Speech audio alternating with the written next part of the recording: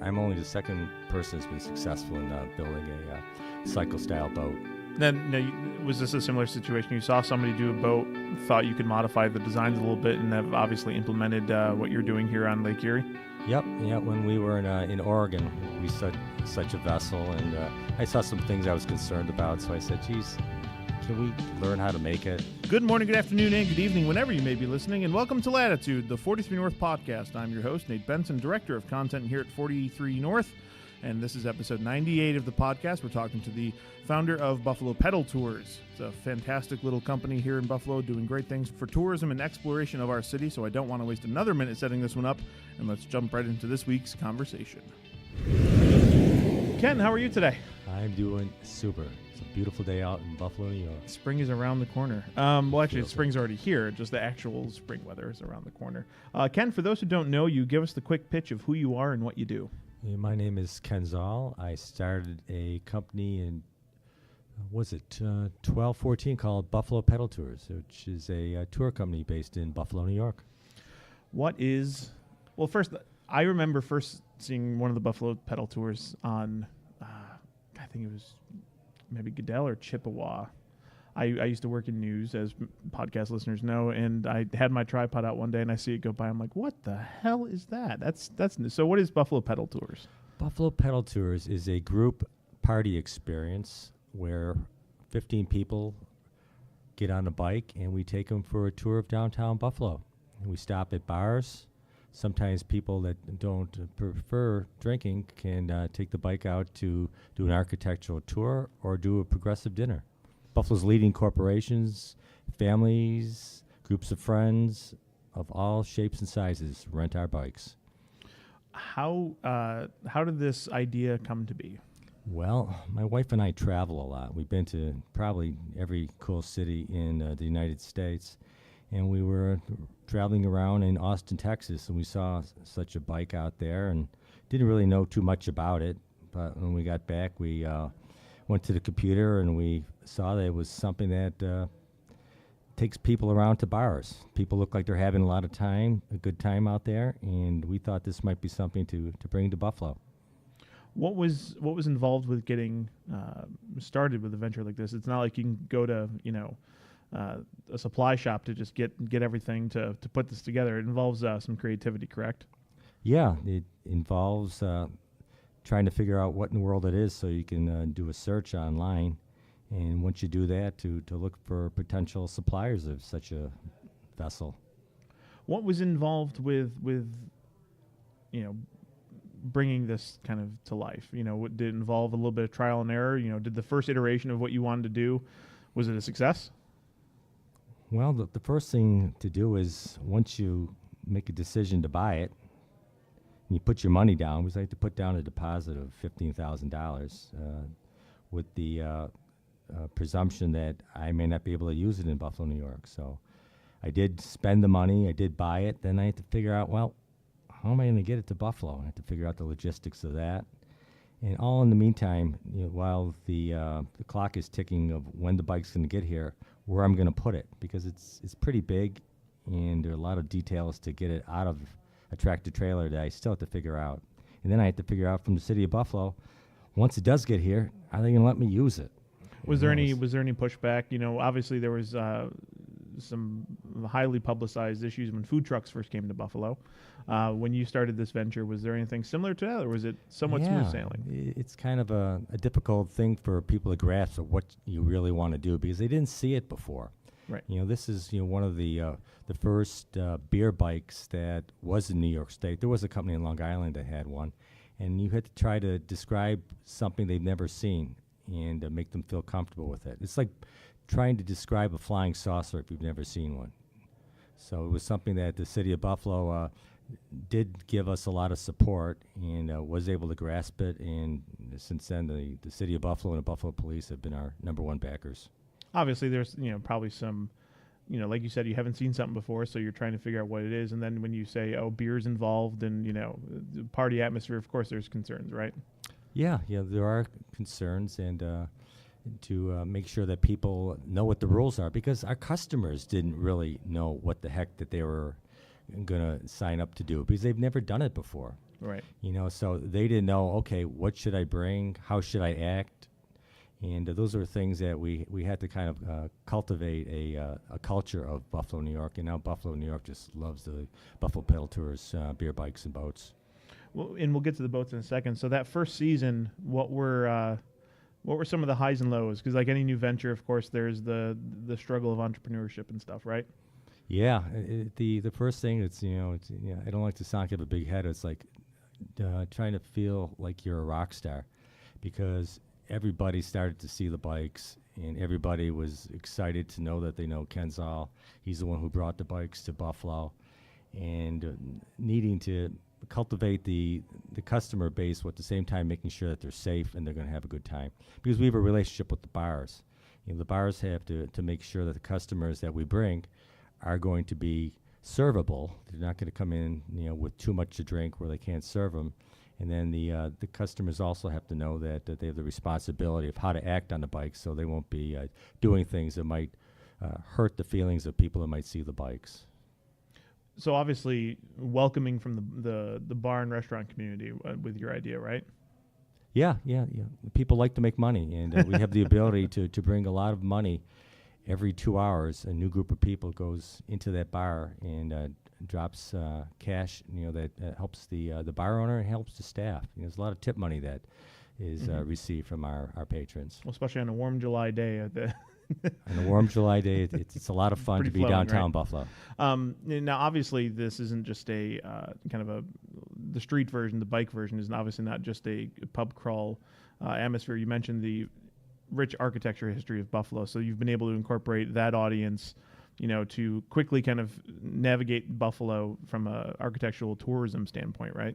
Oh yeah, it's truly a lot of fun to pimp Buffalo, New York, because we do have the ability to educate people that come to Buffalo from the different corporations that use their bikes for corporate team building. People from Rich Products and Synacor and M&T Bank. They're bringing people here that have a very, very limited grasp of what our city has to offer, and the architecture here is outstanding. Especially for people like me that do a lot of traveling. You can go down to Jacksonville, Florida, or you can go to Orlando, and although the climate might be warm, the detail in the buildings is very, very limited. It's a very boring city, and we love promoting Buffalo, New York. Now, you manufacture, how many bikes are there right now? Buffalo Pedal Tours has 6 bikes hitting the streets. So if you go to downtown Buffalo in the summer, it's like my little Disney World. You'll see the bikes passing each other, which is a big rush to see the bikes and the interaction between the people on the streets and the people on the bike. It's a pretty warm experience. So we have 6 bikes, and we have boats out at Buffalo River Works. So talk a little bit about the boats. So obviously the bikes, first the bikes, then the boats. And you were mentioning to me before the podcast started that you're the second one in the world to kind of create this pedal boat experience, right? Yeah, isn't it cool to say I'm the second person in the world, and that I can back it up by just going on the internet. You just don't see it. Other people are trying to do it now, but we're only the second. I'm only the second person who's been successful in building a cycle-style boat. Then, was this a similar situation? You saw somebody do a boat, thought you could modify the designs a little bit, and have obviously implemented what you're doing here on Lake Erie? Yep. Yeah. When we were in Oregon, we saw such a vessel, and I saw some things I was concerned about. So I said, "Geez, can we learn how to make it?" And we did. So how many boats are there now? Yeah, we have 1 boat in Buffalo, and we have 1 boat in Rochester, because we're also in Rochester and Syracuse too. Okay, so so like any good startup, expanding and growing, huh? Yep. Yeah, it's the thrill. The thrill of being a business that would be able to be branded enough where we'll be all over the United States. What are some of the you're manufacturing these now?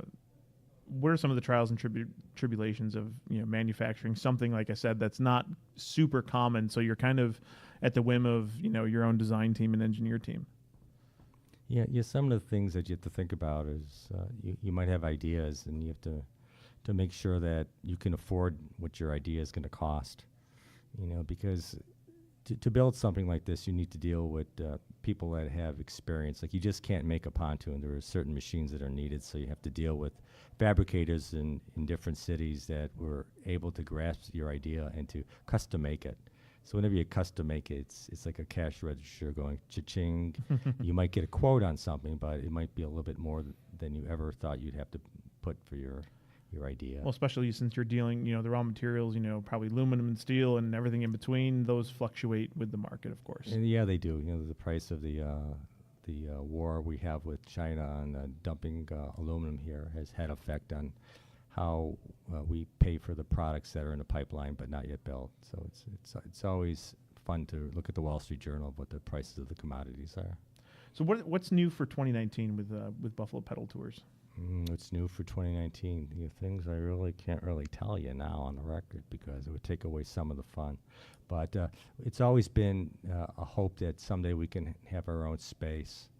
So we're always on the market for looking for a property we can call our own, because we have ideas of what we'd like to do with that space that are going to be tremendous. They're going to be exciting. Like I said, I travel an awful lot. I've been to Tahoe recently, San Francisco. I've been to Carmel, Portland, and whenever I see things, it's in the back of my head, what can I bring to Buffalo to make Buffalo just a little bit more fun than it is right now? Because it's an exciting time to be a Buffalonian. It truly is. Just the attention we get from people in different cities in the United States, people calling us all over the country to buy bikes. We have a group coming next Saturday from Toronto for a bachelor party. And how cool is that when Buffalo Pedal Tour is going to bring a group of guys from Toronto to hang out, to enjoy their friend's party, because they cannot do that in Toronto. They cannot drink on a bike in Toronto. But in Buffalo, New York, and Syracuse, and Rochester, they can. So we're bringing people here. It's so much fun. Oh, and it certainly makes it alluring, like you said, from a tourism standpoint. There's something fun and unique that may or may not be allowed wherever people are coming from. Yeah, it is. Buffalo is becoming a magnet for people. If you looked at Thrillist magazine last year, they did an article where they said this would be a great place to come for a weekend trip. And whatever we can do to bring tourists here, we can hopefully do to bring people here to start their businesses and to have their families move here. What have been some of the challenges with a venture like this? Obviously, people see ideas and then try to make them their own. Have you run into anything like that? Yeah, people always want to replicate something. So there's always the potential of reverse engineering. So we're sensitive to so people looking at our stuff, because everybody wants to get ahead. And my idea is to just bring the best product on the market and to help those other entrepreneurs so I can help their ventures come true. Obviously, it's a very popular, thing now for not only local Buffalo residents, but tourists, like you've said. But what's the feedback been, and how do you think you can make the experience better for folks on Buffalo Pedal Tours? What are we doing? Yeah, it's always what can we do to make our brand better, and things that we've done different for this year is that we're supplying supplies that make the planning a little bit easier. Ice, cups, use of the coolers. Those are all things that are a chore to put together and a little bit more stress on the planner. So whatever we can do to make that experience less stressful, we're here to figure it out and to help them. Are you going to figure out a way to, Uberfy Buffalo Pedal Tours and, have kind of on-demand tours or something like that, or is that not in the future? No, but I'll tell you, Uber has been a big help for us. Really? Because one of the things that we always like to do is to preach responsible consumption. Okay, It's not like I'm going to go drink as much as I can. It's like, no, we have to be responsible to our actions when we get off the bike. So we truly promote ride share, Lyft, and Uber, and we do see a lot more people last year using ride share than there were in the years before. So that's exciting, and it's very encouraging that people are being more responsible. What other? You've got bikes, you've got boats. What is there any other vehicle, any other vessel you can think of that would be alluring for this type of concept? You know what? I got something really, really cool planned. I'm leaving Buffalo in 2 weeks. I'm going to Eastern Europe, and I'm doing some shopping.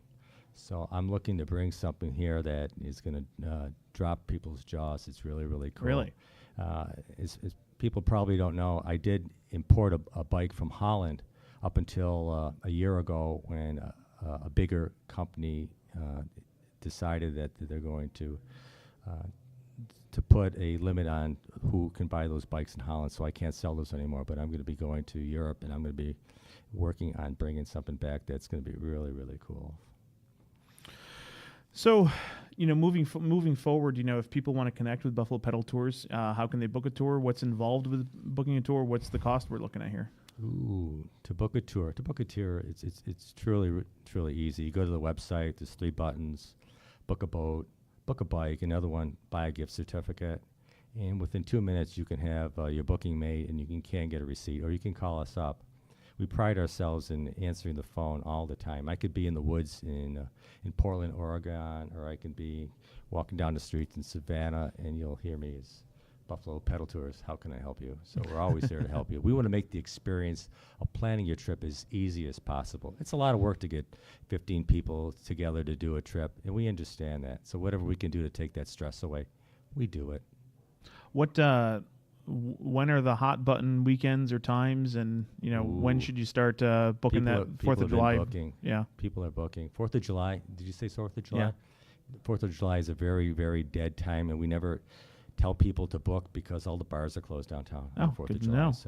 So if you go downtown, you'll have the streets to yourself. You can polka in the streets because there'll be nobody on them. So do not rent the bike on a 4th of July. You'll be disappointed. Rent the boat, because if you rent the boat, you can see the fireworks, and that's a cool place to see fireworks. Now there's, yeah. To rent the boat at the sunset is a really cool time because you see the sunset and you get some cool pictures. All the people that work for me take really, really good pictures. And if you look at our website in the gallery, you'll see them because I critique their pictures, and they have to be really, really good. Well, Ken, one last plug. How can people learn more about Buffalo Pedal Tours? Ooh, learn more about Buffalo Pedal Tours. Google Buffalo Pedal Tours. You can Google it anywhere. It'll pop up there. We're on the phone all the time. If you call 716-984-3834, somebody would be happy to answer any questions you have, or just go to our website. And on all the social media platforms as well, too, right? Yeah, Instagram, Facebook. We have a big presence out there. So, in fact, that's the best thing to do is to follow us on Facebook, like us, because whatever new things pop up, you'll see them first, because it's truly easier to post information on Facebook than it is to put it on the website or to do a MailChimp email. Mm-hmm. So you'll see the newest information on the Buffalo Pedal Tours Facebook page. Well, Ken, thanks so much for joining us on the podcast this week. We look forward to seeing what new surprises Buffalo Pedal Tours has in store for Western New York this year. Okay, we truly appreciate you giving us the time to talk to you. Cheers. That's right. This was episode 98 of the podcast, to which, if my math is correct, we have 2 more episodes to go until episode 100. And I'm thrilled to announce that we have Dan Bagnashevsky and Joe Neiman, 2 of the 3 co-founders from 43 North winner ACV Auctions, joining us live for Latitude 100. That's Monday, April 29th, 5:30 p.m. here at the Innovation Center, 640 Ellicott Street, downtown Buffalo, up in the Dig co-working space. We're going to do a live edition of the podcast with an audience, opportunities to ask questions, and having networking, have a beer, have some food. It's going to be a great opportunity. So again, Monday, April 29th, 5:30 p.m. here at the Innovation Center, 640 Ellicott Street in downtown Buffalo. Thank you so much for everyone who listens to this podcast. Make sure you leave a review on iTunes, 5 stars preferably, but I'll take any stars at this point. And make sure you leave a review. The more people who leave reviews, the more popular this show will become, and then we can spread the gospel of all the things that are happening in Buffalo. Thank you so much for listening. For 43 North, I'm Nate Benson, and we'll see you at the next one.